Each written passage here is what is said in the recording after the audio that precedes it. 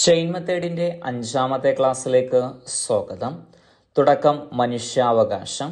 ലോക മനുഷ്യാവകാശ വർഷം 1968.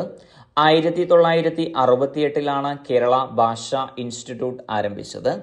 കേരള ഭാഷാ ഇൻസ്റ്റിറ്റ്യൂട്ടിന്റെ ആസ്ഥാനം നളന്ദ സ്ഥിതി ചെയ്യുന്നത് തിരുവനന്തപുരം ജില്ലയിലാണ്.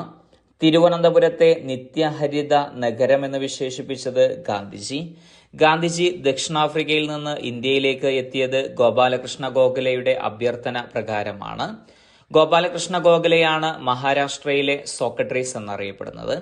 സോക്രട്ടീസിന്റെ പ്രധാന ശിഷ്യൻ പ്ലാറ്റോയുടെ പ്രധാന ശിഷ്യൻ അരിസ്റ്റോട്ടിലിന്റെ പ്രധാന ശിഷ്യൻ അലക്സാണ്ടർ ചക്രവർത്തിയാണ് ഇന്ത്യയിൽ എത്തിയ ആദ്യ യൂറോപ്യൻ ആക്രമണകാരി.